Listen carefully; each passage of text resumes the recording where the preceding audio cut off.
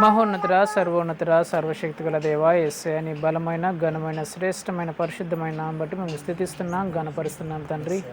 గడిచిన కాలం నుంచి ప్రభా ఇంతవరకు నీ కృపా సన్నిధిలో మమ్మల్ని నడిపించిన విధానాన్ని బట్టి మీకు స్తోత్రం చెల్లిస్తున్నాం ప్రభా. ఇంతవరకు నాయన మీరు నడిపించారు, ఆదరించారు, కనికరం చూపించారు ప్రభా. ఇదిగో తండ్రి, వాక్యంలోకి వెళ్ళబోతుండగా మీ సహాయం కోసం ప్రార్థిస్తున్నాం తండ్రి. నీ ఆత్మచేత నన్ను నింపండి ప్రభా. మీరు ఏదైతే మాట్లాడాలనుకుంటున్నారో ప్రభా, ఆ మాటల ప్రభా నా ద్వారా మాకు అందరికీ తెలియజేయండి ప్రభా. మీరే నాలో ఉండి ప్రభా, మీరే మాట్లాడండి తండ్రి. మీరు మాట్లాడుతుండగా నాయన ఇక్కడ ఉన్న ప్రతి ఒక్కరికి వినగల చెవిని, గ్రహించగల హృదయాన్ని, అర్థం చేసుకునే మనసును, వాక్య ప్రకారం జీవించే జీవితాన్ని దయచేయమని బ్రతిమలాడుకుంటున్నాను ప్రభా. ఇదిగో నాయన నీ పరిశుద్ధాత్మ చేత ఈ కూడికి నడిపించండి ప్రభా. ఈ కూడిక మీకు మహింకరంగా, ఇక్కడ ఉన్న వారికి ఆశీర్వాదకంగా ఉంచండి ప్రభా. మీరు మాట్లాడుతుండగా ప్రభా ప్రతి ఒక్కరు శ్రద్ధగా విని ప్రభా మీ మాటల ప్రకారం ప్రభా అర్థం చేసుకొని అయినా వాటి ప్రకారం జీవించినట్టు నీ కృప చూపించమని బ్రతిమలాడుకుంటూ ప్రభా, నీ పరిశుద్ధ ఆత్మచేత నన్ను నింపినైనా నీ ఆత్మచేత నడిపించమని ప్రభా, నీవే మాతో మాట్లాడమని ప్రభా, మా తండ్రి, మా దేవుడు, మా ప్రభునైనా యేసుక్రీస్తు యొక్క పరిశుద్ధమైన నామములో అడిగి వేడుకుంటున్నాం మా ప్రియ పరలోక తండ్రి. ఆమేన్. హల్లెలూయా, హల్లెలూయా. వాక్యంలోకి వెళ్దాం. వాక్యంలోకి వెళ్ళబోయే ముందు చివరిసారి కుటుంబ ప్రార్థన ఎక్కడ జరిగింది? చివరిసారి కుటుంబ ప్రార్థన ఎక్కడ జరిగింది? మా ఇంట్లో జరిగింది. అక్కడ జరిగిన కుటుంబ ప్రార్థనలో దేవుడు దేని గురించి మాట్లాడినాడు చెప్పండి.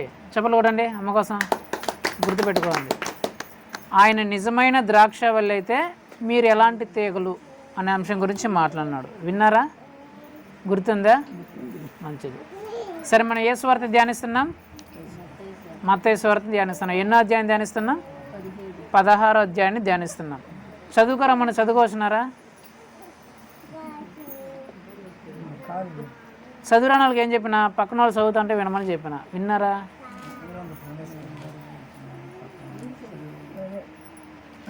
సరే, మత్తయి సువార్త 16వ అధ్యాయం 21 నుంచి 23 వరకు చదవండి ఎవరన్నా. అప్పటి నుండి తాను యెరూషలేమునకు ప్రధాన యాజకుల చేతను శాస్త్రవేత్తను అనేక హింసలు పొంది చంపబడి 3వ దినమున లేచుట అంకత్యమును యేసు తన శిష్యులకు తెలియజేయ మొదలుపెట్టగా పేతురు ఆయన చేయి పట్టుకొని, ప్రభువా, అది నీకు దూరమవునుగాక, అది నీకెన్నడూ కలగదని ఆయనను గద్దింపసాగాను. అయితే ఆయన పేతురు వైపు తిరిగి, సాతానా, నా వెనుకకు పొమ్ము, నీవు నాకు అభ్యంతరకరమై ఉన్నావు. నీవు మనుషుల సంగతిని తలచుచున్నావు కానీ దేవుని సంగతులను తలయించు అని పేతురుతో చెప్పాను. దేవుడి వాక్యం ద్వారా మనందరితో మాట్లాడను గాక. ఆమేన్. ఇక్కడ జరిగిన సంభవం ఏంటంటే, దీనికంటే ముందు ఒక సంభవం జరిగింది. అదేంటంటే, యేసు ప్రభు సువార్త చెప్పేసిన తర్వాత తన శిష్యుల దగ్గరికి వచ్చి తన శిష్యులతో చెప్తున్నాడు, ప్రజలందరూ అసలు నేను ఎవరని అనుకుంటున్నారు అని చెప్పినప్పుడు అక్కడ ఉన్న వాళ్ళు కొందరు ఏం చెప్తున్నారు? అయ్యా, ప్రజలందరూ కొందరు మీరు ఒక మోషే ప్రవక్త అనుకుంటున్నారు, కొందరు ఎలియా అనుకుంటున్నారు, కొందరు ఎలీషా అనుకుంటున్నారు, ఇలాగ రకరకాలుగా అనుకుంటున్నారు అని యేసు ప్రభుతో చెప్తారు. అప్పుడు వెంటనే యేసు ప్రభు, సరే ఆ ప్రజల పక్కన పెట్టండి, ఆ నిజాల పక్కన పెట్టండి, అసలు మీరు నా గురించి ఏమనుకుంటున్నారు అని ఆ శిష్యులను అడిగినప్పుడు వెంటనే ఆ పేతురు ఏం చెప్తాడు? ప్రభువా, నీవు సజీవుడు అయిన దేవుని కుమారుడు అయిన క్రీస్తు అని చెప్తాడు. చెప్పగానే యేసుప్రభు ఏమంటాడంటే, ఇది నువ్వు గ్రహించావు కాబట్టి నేను నీకు 2 వాగ్దానాలు చేస్తున్నాను. ఒకటి, నువ్వు బండ మీద స్థిరంగా ఇల్లు కడతావు, పాతాళ లోకం కూడా ఆ బండ మీద ఎదుట నిలవలేవని చెప్తాడు. రెండోదిగా, నీ మాటని నేను స్థిరపరుస్తాను. ఎలాగంటే, నువ్వు భూలోకంలో దేన్నైతే చెప్తావో అది పరలోకంలో అలాగ జరుగుతుంది అని 2 వాగ్దానాలు చెప్తాడు. అది వరకు మనం చూసుకున్నాం. వాక్యంలో ఉంటుంది, కావాలంటే తర్వాత కూడా మీరు వినొచ్చు. ఈ సంఘటన జరిగిన తర్వాత యేసు ప్రభు వారు తన శిష్యులతో కొంత దూరం ఏకాంతంగా వెళ్తాడు. ఏకాంతంగా వెళ్ళిన తర్వాత యేసు ప్రభు వారు ఏం చెప్తారంటే, యేసు ప్రభు వారు తను ఎలా మరణించబోతున్నాడు అనే విషయాన్ని తన శిష్యులకు తెలియజేస్తాడంట.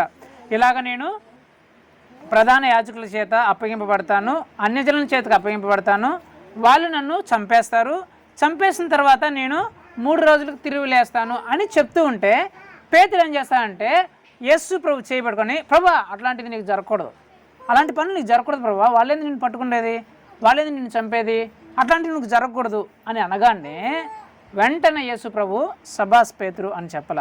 ఏమన్నా అంటే వెంటనే పేతురు వెనక్కి తిరిగి సాతానా నా వెనక నుంచి పో అని పేతురుని గద్దించాడంట.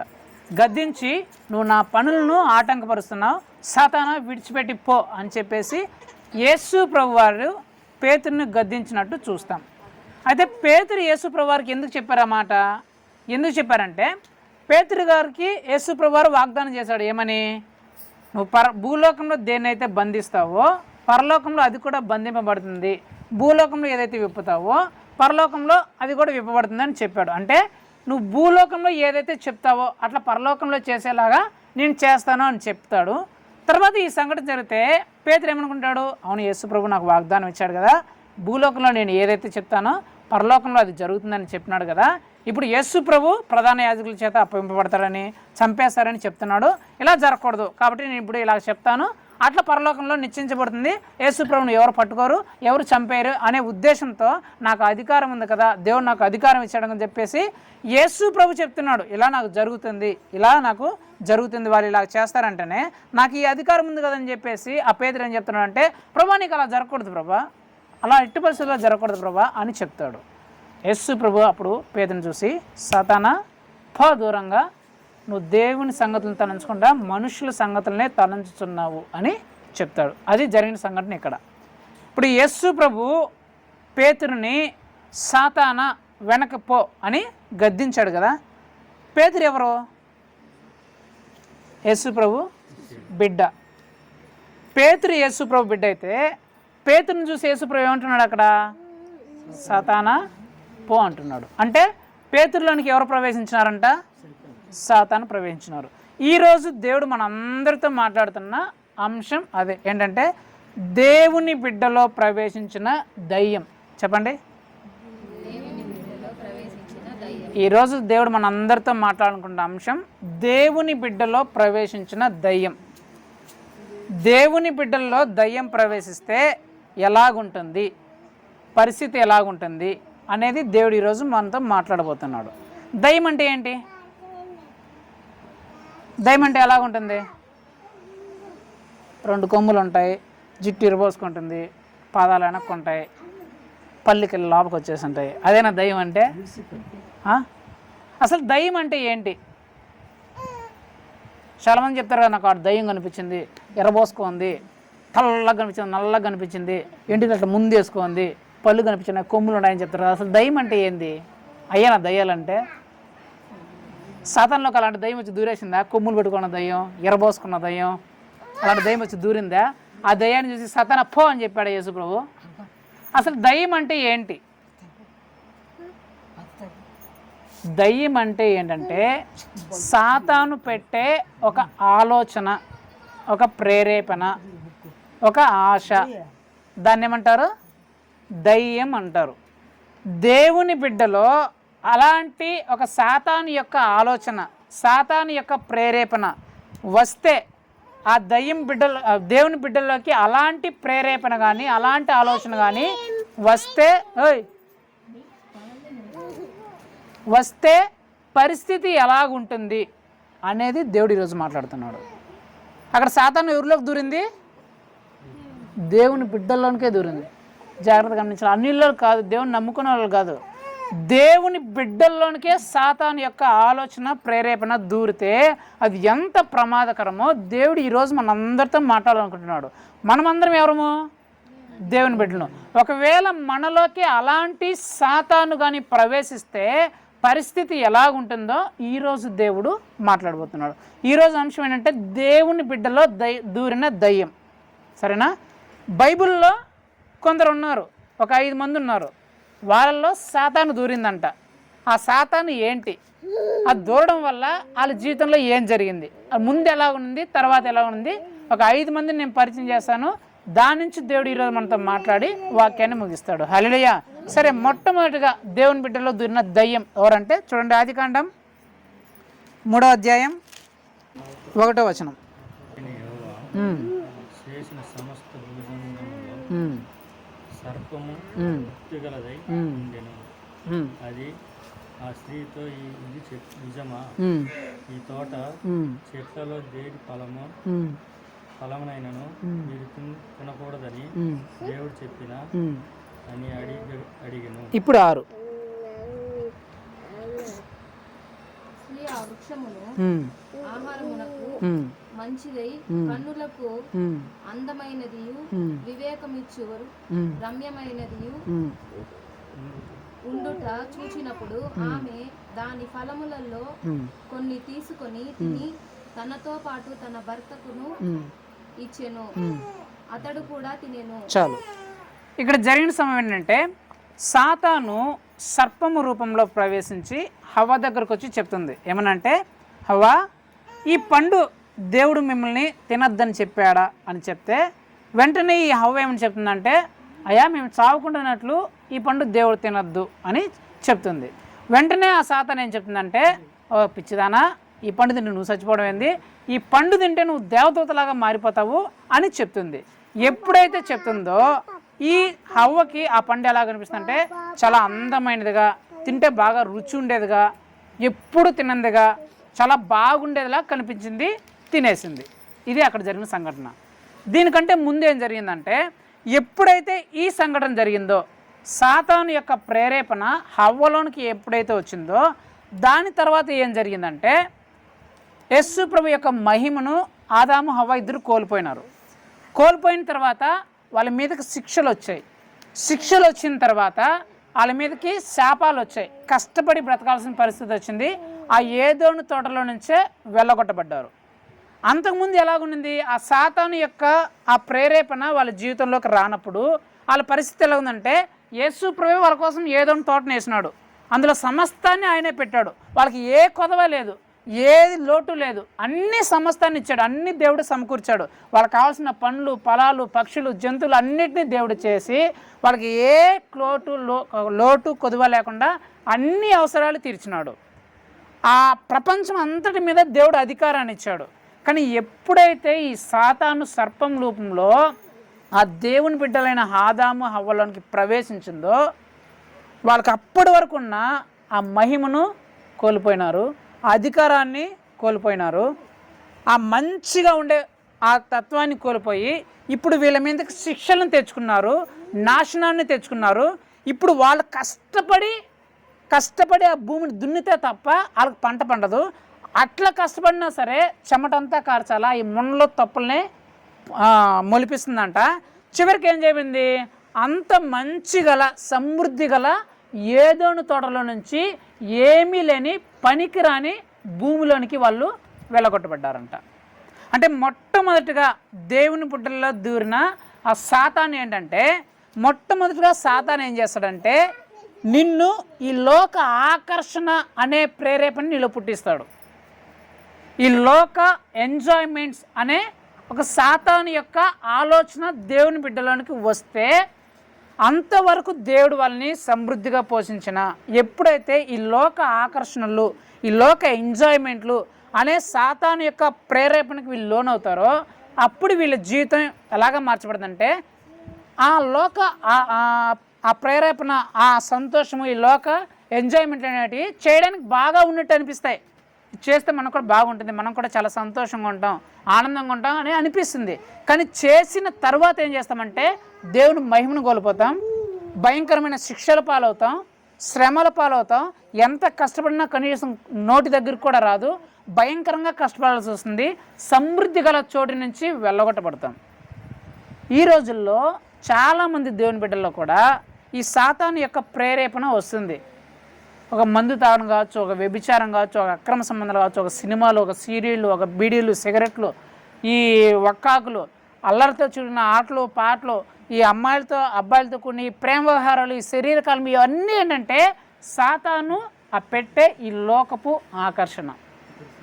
వీటికి ఎవరైతే లోనవుతారో, ఈ సాతాను యొక్క ప్రేరేపణకు ఎవరైతే లోనవుతారో వాళ్ళ పరిస్థితి అంతవరకు దేవుడు సమృద్ధిగా వాళ్ళని పోషించినా సరే, అంతవరకు వాళ్ళకి ఏ లోటు లేకుండా దేవుడే అన్ని లోట్లు తీర్చిన, అన్ని సహాయాలు దేవుడు తీర్చిన, అందరికంటే గొప్ప స్థాయిలో వారిని పెట్టినా సరే, ఎవరైతే ఈ లోక ఆశలు అనే ఆ సాతాను యొక్క ప్రేరేపణలో పడి ఆ వాటికి సాతానుకు లోబడతారో, ఆ మద్యపానాన్ని కానీ, ఆ వ్యభిచార క్రియలు కానీ, ఆ ప్రేమ వ్యవహారాలు కానీ, ఆ రకరకమైన పోకిరీ చేష్టలు కానీ, సినిమాలు కానీ, శిఖరాలు కానీ, లేకపోతే ఈ ప్రేమ వ్యవహారాలు కానీ, ఇలాంటి ఈ లోక విషయాలకు ఎవరైతే ఆ తావునిస్తారో, సాతానికి చోటిస్తారో, వాళ్ళ జీవితం చాలా భయంకరంగా మార్చబడుతుంది. ఆ తర్వాత లేనిపోని చిక్కుల్లో, సమస్యల్లో పడతారు. శ్రమల్లో, నిందల్లో, అవమానాల్లో, భయంకరమైన పరిస్థితుల్లోనికి వస్తారు.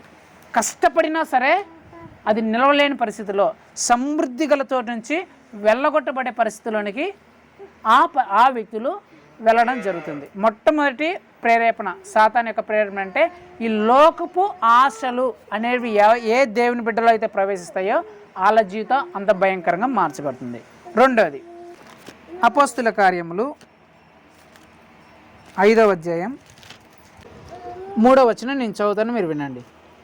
అప్పుడు పేతురు, అననీయ, నీ భూమి వెలలో కొంత దాచుకొని పరిశుద్ధాత్మను మోసపుచ్చుటకు సాతాను ఎందుకు నీ హృదయమును ప్రేరేపించెను?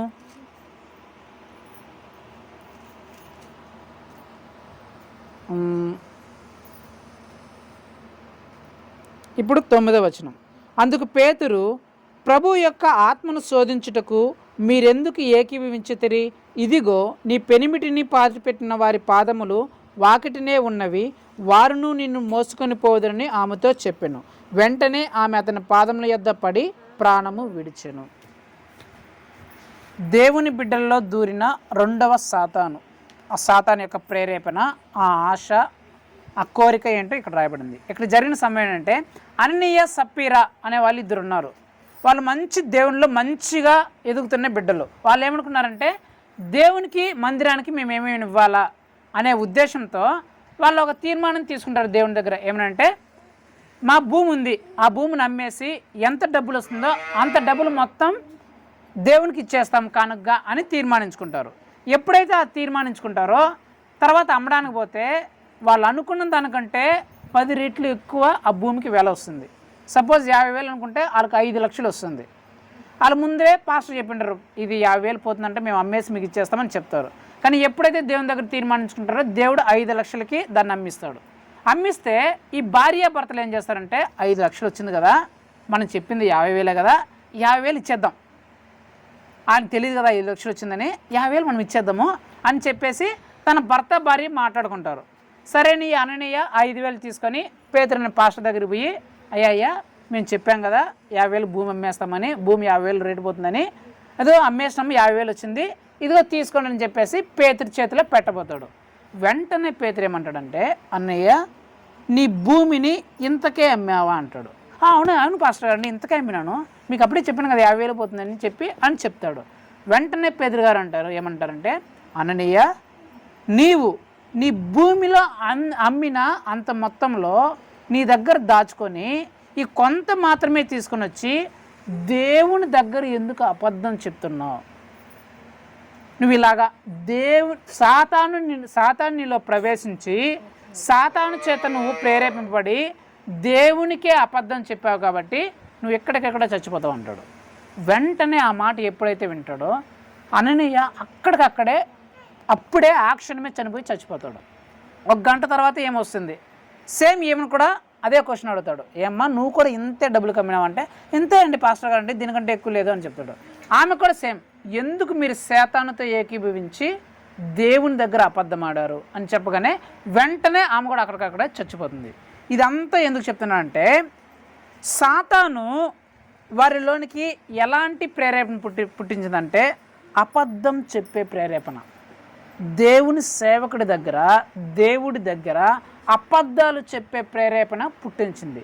అంతవరకు వాళ్ళు చాలా బాగున్నారు దేవునిలో, అంతవరకు దేవునిలో బాగా ఎదుగుతూ ఉన్నారు, మంచి ఆశీర్వాదంతో ఉన్నారు, భూమిని కలిగిన వాళ్ళు, ఆస్తి కలిగిన వాళ్ళుగా ఉన్నారు. కానీ ఎప్పుడైతే దేవుని సేవకుల దగ్గర ఆ సాతాను యొక్క అబద్ధము అనే ప్రేరేపణ చేత ప్రేరేపింపబడి ఆ సాతాను ఎప్పుడైతే వాళ్ళలో ప్రవేశించిందో, అబద్ధం అనే సాతాను ఎప్పుడైతే వాళ్ళలో ప్రవేశించిందో వాళ్ళు దేవుని సేవకులకి అబద్ధం చెప్పారు. ఎప్పుడైతే దేవుని సేవలకు అబద్ధం చెప్పారో వాళ్ళ ప్రాణాలని అక్కడికక్కడికే పోగొట్టుకున్నారు. చాలామంది ఏం చేస్తారంటే, వాళ్ళు ఎన్ని చేసినా దేవుని సేవకులకు ఏం తెలియదులే, మనం చెప్పిందే నిజం అనుకుంటారులే, మనం ఆడింది ఆట అనుకుంటారని చెప్పేసి చాలామంది దేవుని సేవకుల దగ్గర అబద్ధాలు చెప్పేవాళ్ళు ఉంటారు. ఈ సాతాను చేత ప్రేరేపింపబడి దేవుని సేవకుల దగ్గర ఇలాగ చెప్దాంలే అని వాళ్ళే మాట్లాడుకుని అబద్ధాలు చెప్పే వాళ్ళు కూడా ఉంటారు. అలాగ దేవుని సేవకుల దగ్గర ఏదైనా విషయంలో మీ కుటుంబ సభ్యులు మాట్లాడుకొని కానీ లేకపోతే మీరు మాట్లాడుకొని అబద్ధం కానీ చెప్తే పరిస్థితి చాలా భయంకరంగా ఉంటుంది. సాతాను అనే అబద్ధము అనే సాతాను మీలో ప్రవేశించి దేవుని సేవకుల దగ్గర ఎవరైతే అబద్ధాలు చెప్తారో, ప్రేరేపించడం ఎవరైతే అబద్ధాలు చెప్తారో ఆ తర్వాత వాళ్ళ పరిస్థితి చాలా భయంకరంగా ఉంటుంది. అక్కడికక్కడే చచ్చిపోయారంట అననీయ సప్పీరా. దేవుడు ఛాన్స్ కూడా ఇలా పశ్చాత్తాపడే అవకాశం కూడా ఇలా మీరు సాతాను చేత ప్రేరేపింపబడి నాకు ఎందుకు అబద్ధం చెప్పారని చెప్పగానే వెంటనే అక్కడికక్కడ చచ్చిపోయారంట. పరిస్థితులు అక్కడికక్కడే చాలా భయంకరంగా మార్చబడతాయి. దేవుని సేవకుల దగ్గర అబద్ధాలు చెప్తే మీరు మాట్లాడుకొని చెప్తే ఏమంటారో ఏమవుతుందో అని చెప్పేసి దేవుని సేవకుల్ని మభ్య పెట్టాలని కప్పుపుచ్చాలని అబద్ధం చెప్తే మీరు సేవకు కాదు అబద్ధం చెప్పేదంట, దేవునికి అబద్ధం చెప్పినట్లంట.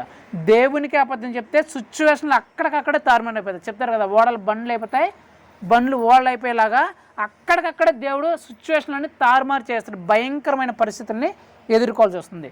రెండో సాతాను ఏంటంటే, దేవుని బిడ్డలో తూరిన రెండో సాతాను ఏంటంటే అబద్ధము అనే సాతాను ఆ దేవుని బిడ్డలో దూరి పరిస్థితిని భయంకరంగా మార్చింది. మూడో సాతాను ఇప్పుడు చదివాం కదా ఏంటి, మత్తయి సువార్త 16వ అధ్యాయం 21, 22 నేను చదువుతాను, మీరు వినండి. 23 నేను చదువుతాను. అయితే ఆయన పేతురు వైపు తిరిగి, సాతానా, నా వెనుకపు పొమ్ము, నీవు నాకు అభ్యంతర కారణమై ఉన్నావు. నీవు మనుషుల సంగతులనే తలంచుచున్నావు కానీ దేవుని సంగతులను తలంపకు ఉన్నావని పేతురుతో చెప్పెను. ఆల్రెడీ చదివినాం. యేసుప్రభు ఏం చెప్తున్నాడు, ఇలా జరుగుతుంది, ఇలా నాకు చేస్తారు, ఇలా జరుగుతుంది అనగానే వెంటనే పేతురు ఏమంటున్నాడు, దేవుడు ఏదైతే చెప్తున్నాడో, దేవుడు ప్రణాళిక ఏదైతే చెప్తున్నాడో దానికి ఆటంకం కలిగిస్తున్నాడంట. అట్లా జరగకూడదు, ఇట్లా జరగకూడదు ప్రభా, అట్లా జరగడం ఏంది ప్రభా, నీకు అట్లా జరగడం ఏంది ప్రభా, అట్లా జరగకూడదు ప్రభా అని చెప్పేసి ఆటంకం కలిగిస్తున్నాడంట. ఎప్పుడైతే ఆటంకం కలిగిస్తున్నాడో వెంటనే యేసుప్రభు అని చెప్పండి, సాతానా పో దయ్యమా ఇక్కడి నుంచి, నువ్వు మనుషుల సంగతులను ఆలోచిస్తున్నావు కానీ మనుషుల ఆలోచనలు నువ్వు కలిగి ఉన్నావని దేవుని ప్రణాళికను నువ్వు అర్థం చేసుకోవట్లేదని చెప్పేసి పేతురులో దూరిన ఆ సాతాన్ని గద్దిస్తున్నట్టు చూస్తున్నాం. అంటే ఈ పేతురులో దూరిన యొక్క సాతాను ఏంటంటే దేవుని ప్రణాళికని ఒప్పుకొని సాతాను. దేవుడు ప్రతి ఒక్క జీవితంలో ఇలా జరగాలని సేవకుల ద్వారానో విశ్వాసుల ద్వారానో చెప్తూ ఉంటాడు. మీ జీవితంలో దేవుడు ఇలాగ అనుకుంటున్నాడమ్మా, ఇలా చేయాలనుకుంటున్నాడమ్మా, ఇది ఇవ్వాలనుకుంటున్నామ్మా, మీరు ఇట్లా ఉండాలనుకుంటున్నాడు అంటే కొంతమంది ఏం చేస్తారంటే, అప్పుడు మేము అట్లా అనుకోలేదు పాస్టర్ అండి, మేము అట్లా అనుకోలేదండి, మాకు ఇట్లా జరగాలనుకుంటున్నాం, మాకు ఇది కావాలనుకుంటున్నాం, మాకు అది కావాలనుకుంటున్నాం అని చెప్పేవాళ్ళు చాలామంది ఉంటారు. దేవుడు ఒక గొప్ప ఉద్దేశాన్ని వాళ్ళ జీవితంలో కలిగి ఉంటాడు, గొప్ప ప్రణాళికని, గొప్ప ఉద్దేశాన్ని కలిగి ఉంటారు. కానీ ఈ మనుషులు ఏం చేస్తారంటే వాళ్ళ మనుషుల ఆలోచనలను ఆలోచిస్తారు. మాకు ఇది ఉంటే బాగుంటుందేమో, మాకు ఇట్లా ఉంటే బాగుంటుందేమో, ఇది జరిగితే బాగుంటుందేమో అని ఆ మనుషుల యొక్క ఆలోచనలే ఇలా ఆలోచిస్తారు. కానీ దేవుడు ఎలాంటి ఉద్దేశాన్ని కలిగి ఉన్నాడు, మన పట్ల ఎలాంటి ప్రణాళికలు కలిగి ఉన్నాడు, అసలు ఆయన ఏం చేయాలనుకుంటున్నాడు అనేది చాలామంది ఆలోచించరు.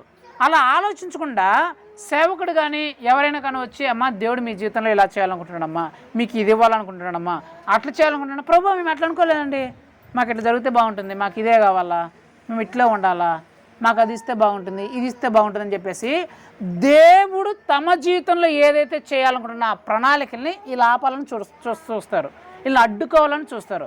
అలాంటి సమయంలో దేవుడు చెప్తున్న అలాంటి వ్యక్తికి, సాతానా, మీరు దేవుని ప్రణాళికలు మీ జీవితంలో జరగకుండా మీ మనుషుల యొక్క ఆలోచనల ప్రకారం ఇట్లా జరగాలి అట్లా జరగకుండా అనుకుంటున్నారు, సాతానా పో, దేవుని ప్రణాళిక ఏంటో ఆలోచించుకునే ఉద్దేశంలో నీ జీవితంలో చెప్పేసి గద్దిస్తున్నాడు చూస్తున్నాం. చాలామందిలో కూడా ఈ సాతాను ప్రవేశిస్తుంటారు. చాలామంది దేవుని నమ్ముకున్న బిడ్డల్లో కూడా సేవకుడు కానీ ఎవరైనా వచ్చి వాళ్ళు ఏదో దేనికోసం ప్రార్థన చేస్తారు, ఏదో అడుగుతారు, అప్పుడు సేవకుడిని పంపిస్తాడు, మీ దేవుడు మీ జీవితంలో ఇలా చేయాలనుకుంటున్నాం, మీకు ఇది ఇవ్వాలనుకుంటున్నాం అంటే, మేము అట్లా అనుకోలేదండి, మేము అట్లా ఇస్తే బాగుంటుంది, మాకు ఇది జరిగితే బాగుంటుందండి అని చెప్పేవాళ్ళు చాలామంది ఉంటారు. అంటే దేవుడు ఒక మంచి ప్రణాళిక చెప్తే మాకు ఆ ప్రణాళిక వద్దండి, మేము ఏదైతే అనుకుంటున్నామో, మా మనసులో ఏదైతే జరగాలనుకుంటున్నామో అది జరిగితే చాలు. పేతురు యొక్క భావన ఏంటంటే యేసుప్రభు చచ్చిపోకూడదు, యేసుప్రభు బ్రతికుండాలా, యేసుప్రభు మాత్రమే ఉండాలా. యేసుప్రభు మాత్రం ఉంటే 2 రొట్టెలు 5 చేపలు కూడా 5,000 మంది పనిచేయచ్చు. నీళ్ళు కూడా ద్రాక్షరసంగా మారిపోతుంది. చచ్చిపోయిన కూడా లేచేస్తారు, కుష్ఠరోగులు బాగా అయిపోతారు, మాకు టైం టు టైం అన్నం వచ్చేస్తుంది. వీళ్ళ ఉద్దేశం ఏంటంటే ఈ పేతురు ఆలోచిస్తున్నాడు, మనుషుల ఆలోచనలు ఆలోచిస్తున్నాడు.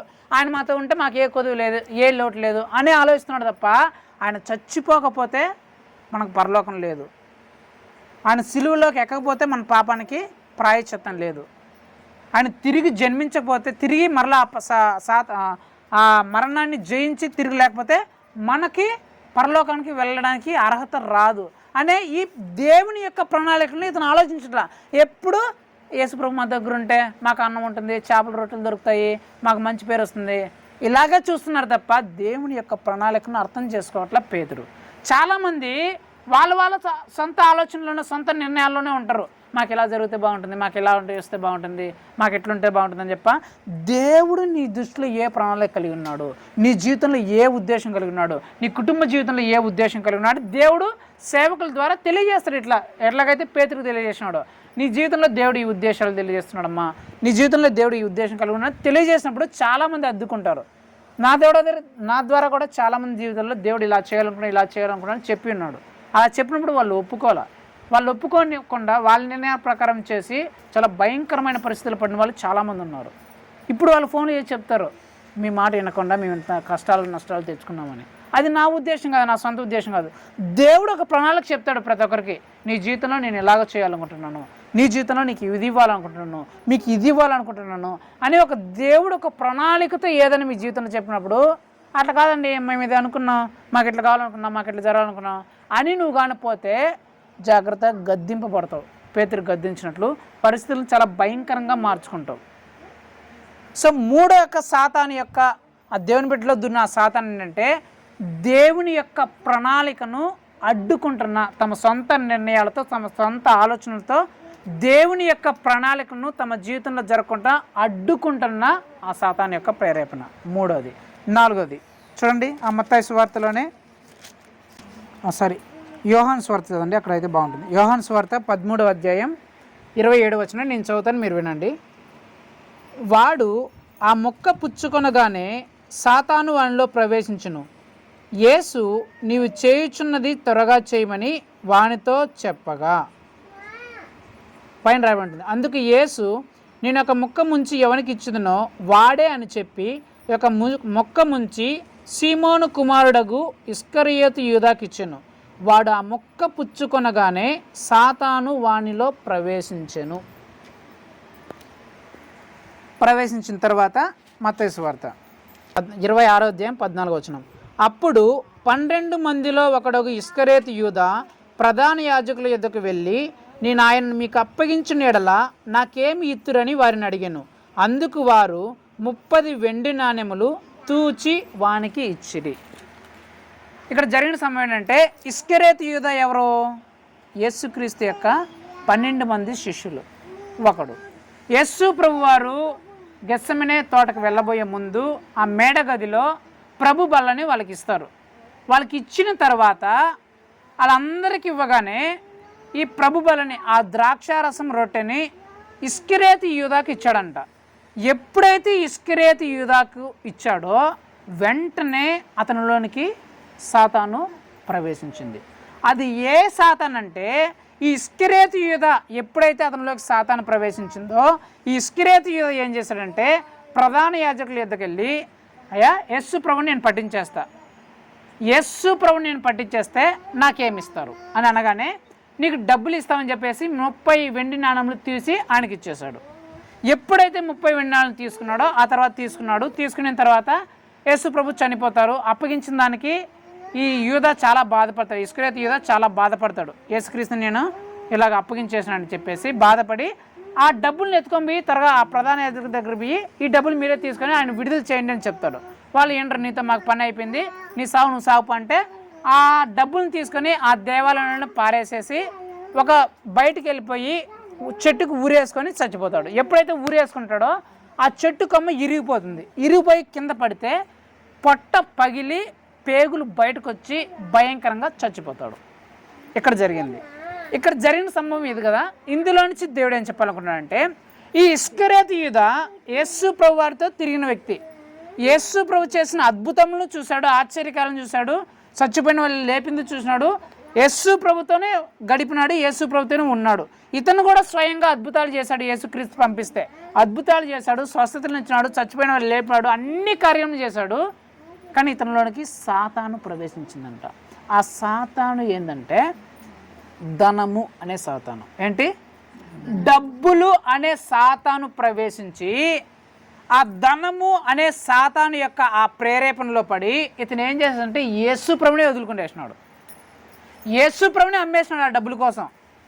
గొప్ప దేవుణ్ణే, మహిమగల దేవుణ్ణే, ఏమైనా చేయగల సర్వశక్తి గల దేవుణ్ణే ఆ డబ్బుల కోసం వదిలేసినాడు. ఎప్పుడైతే ఆ డబ్బుల కోసం యేసు ప్రభుని వదిలేశాడో ఆ డబ్బుల వల్ల ఏమైనా సంపాదించుకున్నాడా? ఏ డబ్బుల కోసం అయితే యేసు ప్రభుని వదిలేశాడో ఆ డబ్బుల్ని తీసుకుని పోయి వ్యర్థంగా దేవాలయంలో పారేసినాడంట. పారేసి ఇంటికి వచ్చి సుఖంగా బ్రతికినాడా? అటు నుంచి అట్టే పోయి చెట్టుకు తన చేతులతో తానే ఉరి వేసుకున్నాడంట. తన చేతులతో తానే ఊరేసుకుని బాగానే చనిపోయినాడా? కొమ్మ ఇరిగిపోయి కింద పడితే పొట్ట పగిలి బయటకు వచ్చి కుక్క సాగు చచ్చిపోయినాడంట. ఇదంతా నేను ఎందుకు చెప్తున్నా అంటే ఇతనిలో అంతవరకు ఆ సాతాను, డబ్బులు అనే సాతాను ప్రవేశించినంత వరకు దేవుని అద్భుతాలు చూశాడు, ఆశ్చర్యకాలు చూశాడు, తానే అద్భుతాలు ఆశ్చర్యకాలు చేశాడు, మహిమ గల కార్యములు అన్నీ చేసినాడు. దయ్యములు నిలగొట్టినాడు, స్వస్థతలు ఇచ్చాడు, చచ్చిపోయిన వారు లేపినాడు, అద్భుతాలు ఆశ్చర్యకాలు చూస్తున్నాడు, తుఫాన్లు అణిచేది, నీళ్ళ మీద నడిచేది అన్నీ చూసినాడు కదా. ఎప్పుడైతే డబ్బుల కోసం దేవుని వదిలేశాడో పరిస్థితి చాలా భయంకరంగా తయారైంది. చాలామంది ఏం చేస్తారంటే డబ్బుల కోసం దేవుని విడిచిపెట్టేసే వాళ్ళు చాలామంది ఉన్నారు. ధన వ్యామోహంలో పడి ఒక రోజు కూలి కోసమో, కొంత డబ్బుల కోసమో, కొంత లాభం వస్తుందని చెప్పేసి ఒక ఫంక్షన్ కోసమో, ఒక పేరంటం కోసమో, ఒక పని కోసమో దేవుణ్ణి విడిచిపెట్టేసేవాళ్ళు, దేవుని వదిలేసేవాళ్ళు, దేవుని సన్నిధిని పక్కన పెట్టేవాళ్ళు చాలామంది ఉంటారు. వీళ్ళ పరిస్థితి చాలా భయంకరంగా ఉంటుందంట. ఒక రోజు కూలి కోసమో, ఒక పూట కూలి కోసమో, ఒక రోజు పని కోసమో, కొంచెం లాభం వస్తుందని చెప్పేసి, కొంత ఏదో వస్తుందనే ఉద్దేశంతో ఎవరైతే దేవుని వదిలేస్తారో వాళ్ళు ఒక పూట కూలి కోసమో, ఒక రోజు కూలి కోసమో ఏ డబ్బులనైతే వాళ్ళు సంపాదించుకోవడానికి దేవుని వదిలేస్తారో ఆ డబ్బులు వాళ్ళకి వ్యర్థంగా వేస్ట్ అయిపోతుందంట. వ్యర్థంగా వేస్ట్ అయిపోయేది కాదు, తమ చేతులతో తామే సొంతంగా భయంకరమైన చిక్కుల్లో పడతారు. తన చేతులు తానే ఉరేసుకున్నాడు. ఆ భయంకరమైన శిక్షలు ఎలా ఉంటుందంటే కుక్క చావు ఎలా ఉంటుందంటే అంటారు, కుక్క బతుకు దీనికంటే కుక్క బతుకు నయమంటారు కదా, కుక్క చంపిన ఇస్తిరి అంటారు కదా, దానిలాగా మార్చబడుతుందంట. చాలామంది ఒక రోజు కూలి కోసమో, ఒక పూట కూలి కోసమో, డబ్బుల కోసమో, ఉద్యోగం కోసమో దేవుని సన్నిధిని పక్కన పెట్టేవాళ్ళు చాలామంది ఉంటారు. ప్రార్థనలు పక్కన పెట్టేవాళ్ళు, ఆదివారం చర్చిని పక్కన పెట్టేవాళ్ళు, దేవునికి సంబంధించిన కార్యక్రమాలు, కుటుంబ ప్రార్థనలు పక్కన పెట్టేవాళ్ళు చాలామంది ఉంటారు. సినిమాలకు చూడాలని చెప్పేసి, లేకపోతే ఫంక్షన్లు ఉన్నాయని చెప్పేసి, పేరెంటాలు ఉన్నాయని చెప్పేసి, బర్త్డే పార్టీలు ఉన్నాయని చెప్పేసి, బంధువుల ఇంటికి వెళ్ళాలని చెప్పేసి, ఒకరోజు కూలి కోసము, ఒకరోజు లాభం వస్తుందని చెప్పేసి దేవుని సన్నిధిని విడిచిపెట్టేసేవాళ్ళు, వదిలేసేవాళ్ళు చాలామంది ఉన్నారు. అలాంటి వాళ్ళ జీవితాలు జరిగే భయంకరమైన కాలం అంటే వాళ్ళు దేనికోసమైతే దేవుని విడిచిపెట్టేశారో, వదిలేశారో అది వాళ్ళకు వ్యర్థమైపోతుంది. ఆ డబ్బులు ఒకవేళ డబ్బుల కోసం వదిలేస్తే ఆ మరుసటి వారంలో భయంకరమైన అనారోగ్య పరిస్థితుల్లోకి సాతాను తోసేస్తాడు. వాళ్ళు 500 కోసం కూలి కోసం దేవుని వదిలేస్తే ఆ మరుసటి వారంలో 5,000 ఖర్చు అయిపోవచ్చు అనారోగ్య పరిస్థితుల వల్ల. వాళ్ళ బంధువుల కోసమో, పార్టీల కోసమో, బంధువుల యొక్క సంతోషం కోసం దేవుని వదిలేసి వెళ్ళిపోతే ఆ బంధువులే వీళ్ళకి శత్రువులుగా మారిపోవచ్చు. ఆ బంధువులే వీళ్ళు లేనిపోని సమస్యల్లో పెట్టేయచ్చు, వీళ్ళే లేనిపోని చిక్కుల్లో సమస్యల్లో పడిపోవచ్చు. ఎందుకంటే సాతాను చేసే పని అది. నిన్ను దేవుని యొద్ద నుంచి దూరం చేస్తేనే సాతాను నీ జీవితంతో ఆడుకుంటాడు ఒక ఆట. ఎవరైతే ఈ డబ్బుల కోసం, ఈ పార్టీల కోసం, బంధువుల కోసం, స్నేహితుల కోసం, ఉద్యోగాల కోసం, వాటి కోసం, ధన వ్యామోహాల కోసం దేవుణ్ణి విడిచిపెడతారు. అంటే ప్రార్థనలు కావచ్చు, కుటుంబ ప్రార్థనలు కావచ్చు, ఆరాధనలు కావచ్చు, లేకపోతే ఆదివారం సంఘంకి వచ్చేసిన కావచ్చు, ఎవరైతే వీటి కోసం ఒక్క దానికోసం దేవుని వదిలేస్తారో పరిస్థితులు చాలా భయంకరంగా మార్చబడతాయి. సో 4వ సాతాను, దేవునిలో దున్న సాతాను ఏంటంటే ఈ ధన వ్యామోహం అనే వాటి కోసం దేవుని వదిలేసేవాళ్ళు, దేవుని సన్నిధిని వదిలేసే వాళ్ళ పరిస్థితి అంత భయంకరంగా ఉంటుంది. చిట్ట చివరిది 1 కొరింథీ పత్రిక 10వ అధ్యాయం 19వ వచనం 20వ వచనం నేను చదువుతాను, మీరు వినండి చాలు. ఇక నేను మీతో చెప్పినదేమి, విగ్రహార్పితములో ఏమైనా ఉన్నదని అయినను విగ్రహములలో ఏమైనా ఉన్నది అయినను చెప్పేదనా? లేదు కానీ అన్యజనులు అర్పించు బలులు దేవునికి కాదు దయ్యములకే అర్పించుచున్నారని చెప్పుచున్నాను. మీరు దయ్యములతో పాలివారగుట నాకు ఇష్టము లేదు. మీరు ప్రభు పాత్రలోనిది దయ్యముల పాత్రలోనిది కూడా త్రాగనేరరు. ప్రభువు బల్ల మీద ఉన్న దానిలోనూ దయ్యముల బల్ల మీద ఉన్న దానిలోనూ కూడా పాలు పొందనేరరు. ఇక్కడ యేసుప్రభు ఏం చెప్తున్నాడంటే, మీరు దయ్యములతో పాలివారగటం నాకు ఇష్టం లేదు. విగ్రహాల్లో కానీ విగ్రహార్పితాల్లో ఏదైనా శక్తి ఉండదు కానీ మీకు చెప్తానా, నేను చెప్పను. కానీ ఎవరైతే ఈ విగ్రహ సంబంధమైన వాటి జోలికి వెళతారో వాళ్ళల్లో దయ్యం ప్రవేశిస్తుందంట. ఎవరైతే ఆ విగ్రహాలకు సంబంధించిన వాటి జోలికి వెళ్తారో అక్కడ రాయబడిన మాట, దయ్యములతో వాళ్ళు పాలివారగుతారు. ఆ తర్వాత వాళ్ళ పరిస్థితి చాలా భయంకరంగా మార్చబడుతుంది అని చెప్తున్నాడు. మీకు ఎగ్జాంపుల్ చెప్పాలంటే సౌలు ఉన్నాడు. ఎవరా? సౌలు. ఈ సౌలు అంటే 2 గాడిదలు కూడా మేపుకొని చేత కానీ ఒక వ్యక్తి. 2 గాడిదలు, నీకు పని పాట చేత కావట్లేదా, నీకు చదువుగా రావట్లేదు, కనీసం ఈ గాడిదలను మేపుకోవాలంటే 2 గాడిదలు పట్టించాడు, మనం ఆవులు పట్టించినట్లు. ఆ 2 గాడిదలు పట్టిస్తే ఆ 2 గాడిదలు కూడా మేపుకోవడం చేతగా వదిలేసినాడు. అలాంటి సౌల్ని, 2 గాడిదలు కూడా మేపుకోవడం చేతగాని ఆ సౌల్ని యేసు ప్రభు పిలిచి ఇజ్రాయేలు దేశానికి రాజు చేస్తాడు. ఇజ్రాయేల్ దేశానికి రాజు చేస్తే ఇతడు రాజుగా ఉన్నంతకాలం, రాజు అయినంత వరకు దేవుడితో బాగుంటాడు. రాజు అయిన కొంతకాలానికి దేవుడు చెప్పిన మాటలు వినకుండా తన ఇష్ట ప్రకారం ప్రవర్తిస్తాడు. ఇష్ట ప్రకారం ప్రవర్తించిన తర్వాత దేవుడు తన విషయంలో చాలా బాధపడతాడు సౌలును రాజుగా పెట్టినందుకు. అప్పుడు ఈ సౌలు మీదకి శత్రువుడు దండెత్తి వస్తారు, ఫిలిస్తీన్లు వస్తారు. ఫిలిస్తీన్లు వస్తే ఈ సౌలు ఏం చేస్తాడంటే దేవునికి ప్రార్థన చేస్తాడు, యేసు ప్రభుకు ప్రార్థన చేస్తాడు. ప్రభా, ఇట్లా శత్రువులు వచ్చేసినారు ప్రభా, ఏం చేయాలో నాకు అర్థం కావట్లేదు ప్రభా, నువ్వు ఏదో ఒకటి చెయ్యి అని ప్రార్థన చేస్తే దేవుడు మాట్లాడంట. ఆ మాట మీకు చదివిస్తాను. 1 సమూయేలు గ్రంథం 28వ అధ్యాయం 5వ వచనం 6వ వచనం నేను చదువుతాను, మీరు వినండి. సౌలు ఫిలిస్తీన్ల దండును చూసి మనస్సునందు భయకంపము నొంది యెహోవా యొద్ద విచారణ చేయగా, యెహోవా స్వప్నము ద్వారానైనను ఊరీము ద్వారానైనను ప్రవక్తల ద్వారానైనను ఏమీయు సెలవీయకుండెను. అప్పుడు సౌలు, నా కొరకు మీరు కర్ణ పిశాచము గల ఒక స్త్రీని కనుగొనుడి, నేను పోయి దాని చేత విచారణ చేతునని తన సేవకులకు ఆజ్ఞ ఇయ్యగా. శత్రువులు వచ్చేసినారు. శత్రువుడు దండెత్తి వస్తే ప్రార్థన చేసినాడు యేసు ప్రభుకి. ప్రార్థన చేస్తే ఏ సేవకుడి ద్వారా తన ప్రార్థనకి దేవుడు జవాబు ఇవ్వాల. అరే దేవుడు, నేను ఇందుగా ప్రార్థన చేసినాను, నా సమస్యకి దేవుడు పరిష్కార మార్గం చూపించలేదు, దేవుడు వింటాడో లేదో, శత్రువులేమో వచ్చేసినారు, ఈ పరిస్థితి ఏం పోవట్లే, వాళ్ళు దగ్గరికి వచ్చేసారు, ఇప్పుడు నేనేం చేసేది, ఇన్నిసార్లు ప్రార్థన చేసినా దేవుడు ఏం మాట్లాడలేదు, ఇప్పుడు నేనేం చేయాలా అని ఈ సౌలు ఏం చేశాడంటే, ఇట్లా ప్రార్థనతో మనకు అయ్యేలాగా కుదరట్లేదు, ఇది పోయేలాగా కుదరట్లేదు, మనం అక్కడ సోది చెప్పే వాళ్ళు ఉండరు, మంత్రాలు తంత్రాలు బాబాలు వేసేవాడు మన దేశంలో ఉండరు, వాళ్ళ దగ్గర పోదాం, వాళ్ళ దగ్గర పోతే వాళ్ళు ఖచ్చితంగా మనకు ఏదో ఒకటి దారి చూపిస్తారని చెప్పేసి ఈ సౌలు ఆ కర్ణ పిశాచాల దగ్గరికి, అంటే మంత్రాలు తంత్రాలు చేతబల్లి సోదులు చెప్తారు కదా, ఈ బుద్ధులు కడతారు కదా, వాళ్ళ దగ్గరికి పోయినాడంట. వాళ్ళ దగ్గర పోయి అడిగినాడు, ఎట్లా వచ్చేసినారు, నువ్వు ఎవరిని పిలిపించంటే, ఆ మంత్రాలు తంత్రాలు వేసే ఆయమ, నీకు ఎవరు కావాలి చెప్పంటే నాకు సమూయేలు కావాలని చెప్తే సరే అని పిలిపించింది ఆయన సమూయేలుని పిలిపించిన తర్వాత సమూయేలు వస్తాడు. సమూయేలు వచ్చి ఏం చెప్తాడంటే, నువ్వు యేసుక్రీస్తుని ఆజ్ఞను పట్టించుకోకుండా ఈ కర్ణపిశాచుల దగ్గరికి వాళ్ళ దగ్గరికి వీళ్ళ దగ్గర వచ్చినావు కాబట్టి నీ రాజ్యం నీలో ఉండకుండా పోతుంది, నువ్వు ఒక్కసారి చేస్తావు అని చెప్తాడు. ఆ తర్వాత ఏం జరుగుతుందంటే, ఈ సౌలు జీవితంలోనికి శత్రుడు దండెత్తి వచ్చేస్తారు. ఫిలిస్తీన్లు వచ్చి సౌలును చంపేస్తాడు, సౌలుతో పాటు సౌలు కుటుంబాన్ని చంపేస్తారు.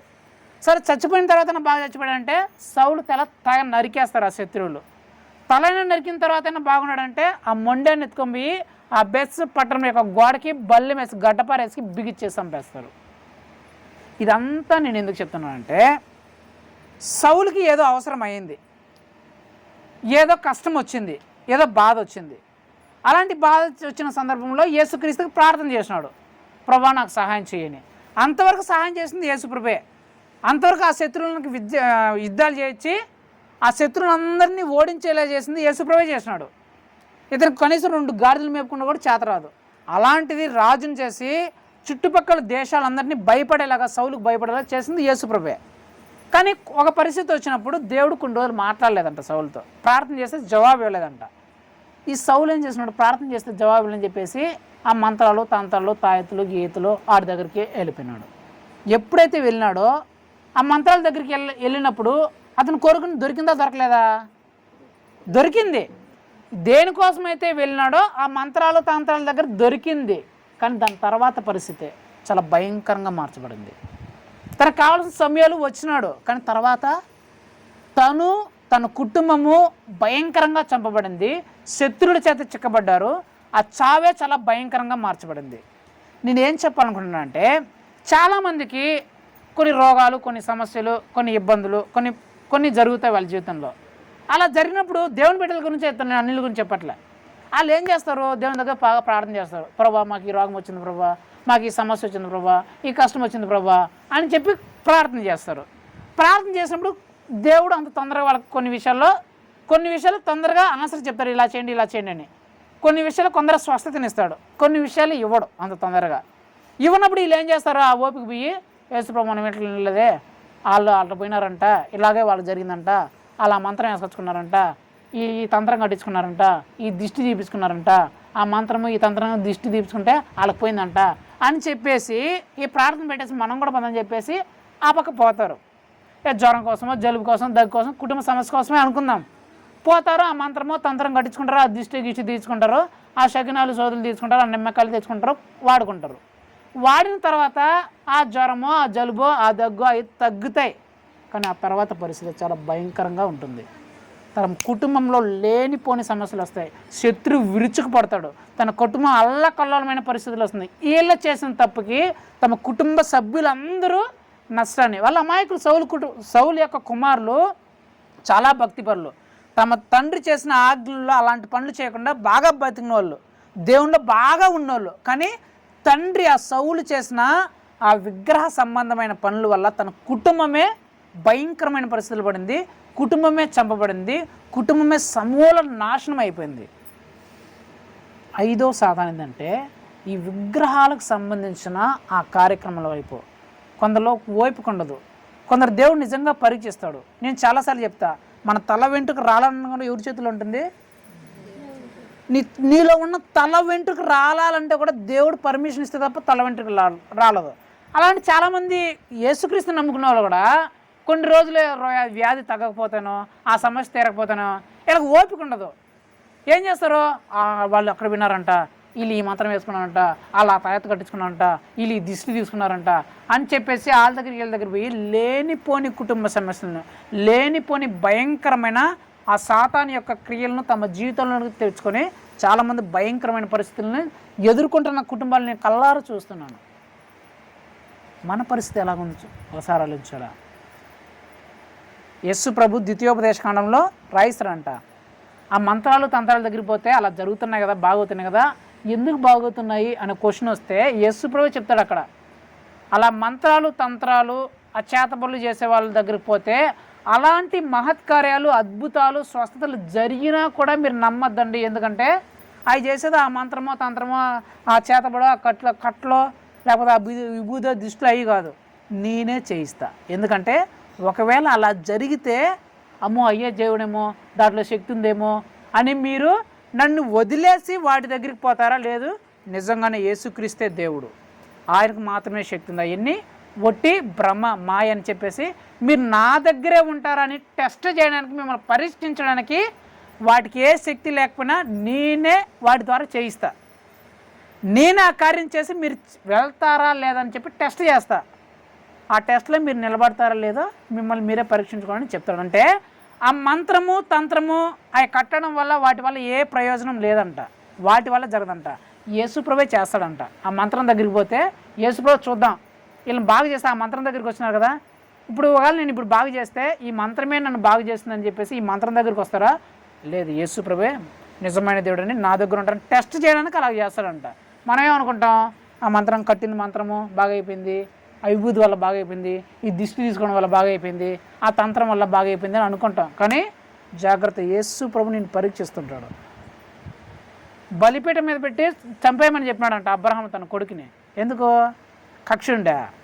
చూద్దాం, టెస్ట్ చేద్దాం, నిలబడ్డా, నా ఆజ్ఞకు లోబడ్డా అని. దేవుడు కొన్నిసార్లు నీ ప్రార్థనకి ఆలస్యంగా జవాబు ఇవ్వడానికి కారణము దేవుడు నీ మీద కోపమో కక్ష ఉండే కాదు. చూద్దాం, ఒకవేళ నేను ఆలస్యంగా జవాబిస్తే వీళ్ళు నా దగ్గర ఉంటారా, లేకపోతే ఆడ మంత్రాలు ఏదో జరిగిందంట, ఆడ తంత్రం వేసుకోవడం వల్ల ఏదో జరిగిందంట, ఆడ దండలు కట్టుకోవడం వల్ల జరిగిందంట, ఆ బాబా దగ్గర ఆ స్వామి దగ్గరికి పోతే జరిగిందంట అని వాళ్ళ దగ్గరికి పోతారా లేదా చూద్దామని కొన్నిసార్లు దేవుడు కార్యం చేయకుండా ఆపుతాడు టెస్ట్ చేయడానికి. అలాంటి సమయంలో మనం సైలెంట్గా ఉండకుండా మంత్రాల దగ్గర తంత్రాల దగ్గర పోతే పరిస్థితి మనమే కాదు, మనతో పాటు అమాయకులను మన కుటుంబం కూడా చాలా భయంకరమైన పరిస్థితులు ఎదుర్కోవడానికి వాల్సి వస్తుంది. 5 రకాల సాతానులు నేను చూపించాను. వీళ్ళు 5 రకాలు దేవుని బిడ్డలో దూరినోళ్ళే, అన్యుల గురించి నేను మాట్లాడలా. ఈ 5 రకాల సాతానులు దేవుని బిడ్డలో దూరడం వల్ల ఆ సాతాను యొక్క ఆలోచనలు, సాతాను యొక్క ప్రేరేపణలు ఏ దేవుని బిడ్డలోకి వచ్చాయో వాళ్ళ పరిస్థితి ఎంత భయంకరంగా మార్చబడిందో చూసాం. మొట్టమొదటి సాతాను దేవుని బిడ్డలో దూరిన సాతాను అంటే ఈ లోకపు ఆశలు, ఎంజాయ్మెంట్లనే సాతాను, ఈ లోకపు ఆకర్షణనే ఆ పాపిష్టి కార్యాలనే సాతాను దేవుని బిడ్డలో దూరడం వల్ల, అంటే ఆ లోకపు ఆకర్షణలు చేత ఎవరైతే ఏ దేవుని బిడ్డ అయితే ప్రేరేపించబడతాడో ఆ ప్రేరేపించబడిన యొక్క బిడ్డ పరిస్థితి అంతవరకు ఎంత గొప్పగా, ఎన్ని అవసరాలు తీరినా, ఏ లోటు లేని జీవితంలో ఉన్నా సరే, ఎప్పుడైతే ఆ లోకపు ఆశల్లో ఇతను పడిపోతాడో భయంకరమైన మహిమను కోల్పోయి కష్టాలు పాలయ్యి, శిక్షల పాలయ్యి, సమృద్ధి గల ఆ స్థాయిలో నుంచి వెళ్ళగొట్టబడతారు. మొట్టమొదటి సాతాను. రెండో సాతాను అంటే అబద్ధము అనే సాతాను ఏ దేవుని బిడ్డలకైతే ప్రవేశిస్తుందో ఆ దేవుని బిడ్డ జీవితంలో అక్కడికక్కడ భయంకరమైన పరిస్థితులు, ఓడలే బండ్లులాగా మారిపోయే భయంకరమైన పరిస్థితులు ఎదుర్కోవాల్సి వస్తుంది. మూడో సాతాను యొక్క ప్రేరేపణ అంటే ఏ దేవుని బిడ్డలో అయితే ధన వ్యామోహం అనే సాతాను ప్రవేశిస్తుందో ఆ ధన వ్యామోహం కోసం దేవుణ్ణే, ప్రార్థనలనే, చర్చికి రావడాన్నే ఏ బిడ్డలైతే మానేస్తారో ఆ తర్వాత వాళ్ళు సంపాదించుకున్న అది వ్యర్థంగా ఖర్చు అయిపోతుంది, వేస్ట్గా పనికి రాకుండా పోతుంది, తమ చేతులతో తామే కష్టాల్లో పడతారు, పరిస్థితి కుక్కలు చింపిన ఇస్తిరిలాగా మారిపోతుంది. నాలుగో సాతాను ఏంటంటే ఎవరైతే దేవుని ప్రణాళికను అర్థం చేసుకోకుండా తమ సొంత ఆలోచన చేత, తమ సొంత నిర్ణయాల చేత దేవుని ప్రణాళిక అడ్డుపడే ఆ సాతాను ఎవరి జీవితంలోకి ప్రవేశిస్తుందో వాళ్ళ పరిస్థితి చాలా భయంకరంగా గద్దింపులకు, హెచ్చరికలకు లోనవుతారు. చివరిగా ఏ దేవుని బిడ్డలో అయితే విగ్రహాలకు సంబంధించిన ఆ మంత్రాలు, తంత్రాలు, ఆ విగ్రహ సంబంధమైన కార్యక్రమాలు, ఆ బలులు, అర్పణలు, ఆ చేతబడులు, ఆ దిష్టులు, ఇలాంటి ఆ విగ్రహాలకు సంబంధించిన ఆ సాతాను ఎవరి జీవితంలోకి ప్రవేశిస్తుందో వాళ్ళే కాదు, వాళ్ళ కుటుంబ సభ్యులు చాలా భయంకరమైన పరిస్థితుల్లో ఎదుర్కొని తమ కుటుంబాలనే నాశనం చేసే పరిస్థితిలోనికి వెళ్ళిపోతారు. మరి ఈ 5 సైతానుల్లో, ఈ సాతానులో మనలో ఏ సాతాను దూరిందా అనేది మనం పరీక్షించుకోవాలి. ఏ సాతాను మనలో లేకపోతే మనం సబాష్, దేవుడు మనతో ఎప్పుడు ఉంటాడు. కానీ ఒక్క సాతాను మన జీవితంలో ప్రవేశించినా మన జీవితము, మన కుటుంబ సభ్యుల జీవితం భయంకరమైన పరిస్థితులు ఎదుర్కోవాల్సి వస్తుంది. ఆ సాతాను ఈ లోకపు ఆశలు అనే సాతానే కావచ్చు, ఆ సాతాను అబద్ధం అనే సాతానే కావచ్చు, ఆ సాతాను ధన వ్యామోహం కోసం దేన్ని వదిలేసే సాతానే కావచ్చు, ఆ సాతాను నీ సొంత నిర్ణయాలు, నీ సొంత తెలివితేటలతో దేవుని ప్రణాళిక అడ్డుపడే సాతానే కావచ్చు, ఆ సాతాను విగ్రహాలకు సంబంధించిన అలాంటి పనికి మారిన ఆ కార్యక్రమాలనే సాతానే కావచ్చు. ఒకసారి నిన్ను పరీక్షించుకో ఈ రాత్రికాల సమయంలో, ఏ సాతానైనా నీలో ప్రవేశించిందా? ఒకవేళ అలాంటి సాతాన్లు మీ జీవితంలో ఉంటే, ప్రభువా ఈ సాతాను నా జీవితంలో ఉందయ్యా, ఈ సాతాను నుంచి నాకు విడుదల ఇవ్వయ్యా. పేతురులో సాతాను ప్రవేశించగానే సాతాను వెనకకు పో అని చెప్పేసి పేతురులో ప్రవేశించిన ఆ సాతాన్ని మీరు తీసివేశారు కదా, అలాగే నా జీవితంలో ఈ సాతాను ఉందేమో. ఇలాంటి సాతాను ఉంటే ప్రభువా నా జీవితం నుంచి వెళ్ళగొట్టండి, నా జీవితం నుంచి ఆ సాతాన్ని వెళ్ళగొట్టి, ఆ సాతాన్ని క్రియలను వెళ్ళగొట్టి నేను, నా కుటుంబం నాశనంలో, నష్టంలో పడిపోకుండా కాచి కాపాడండి అయ్యా అనే స్థితిలో నువ్వు ప్రార్థన చేయాలనుకుంటే కళ్ళు మూసుకొని ప్రార్థన చేసుకుందాం. ప్రార్థన చేసుకుందాం. ఏకీవించండి అందరూ. మహోన్నతుడ, సర్వోన్నతుడ, సర్వశక్తిగల దేవ యేసయ్య, నీ బలమైన, ఘనమైన, శ్రేష్టమైన, పరిశుద్ధమైన నాన్న బట్టి మీకు స్తోత్రం చెల్లిస్తున్నాం ప్రభా. ఈ రాత్రికాల సమయం తండ్రి, మీరు మాతో మాట్లాడిన ప్రతి ఒక్క మాటను బట్టి మీకు స్తోత్రం చెల్లిస్తున్నాం తండ్రి. అవును ప్రభా, దేవుని బిడ్డలో దయ్యము దూరితే పరిస్థితులు ఎంత భయంకరంగా ఉంటాయో మీరు తెలియజేస్తున్నారు తండ్రి. మీకు స్తోత్రం నాయన. ఇదిగో తండ్రి, దేవుని బిడ్డలోనైనా ఈ లోకపు ఎంజాయ్మెంట్లు, ఈ లోకపు ఆకర్షణలు అనే సాతాను దూరితే పరిస్థితి ఎంత భయంకరంగా మార్చబడిందో ఆదాము అబ్రహాం జీవితం నుంచి మీరు మాకు తెలియజేస్తున్నారు తండ్రి. అలాగే తండ్రి, దేవుని బిడ్డల్లో అబద్ధము అనే సాతాను ప్రవేశిస్తే పరిస్థితి ఎంత భయంకరంగా మార్చబడిందో అననీయ సప్యర జీవితం నుంచి మాకు తెలియజేశారయ్యా. అలాగే తండ్రి, దేవుని బిడ్డలో దేవుని ప్రణాళికకు ఆటంకం కలిగించే, తమ సొంత నిర్ణయాల చేత ఆటంకం కలిగించే సాతాను అనే ఆలోచన ప్రవేశిస్తే అది ఎంత భయంకరంగా ఉంటుందో పేతురు యొక్క జీవితం గురించి మాకు తెలియజేస్తున్నారు తండ్రి.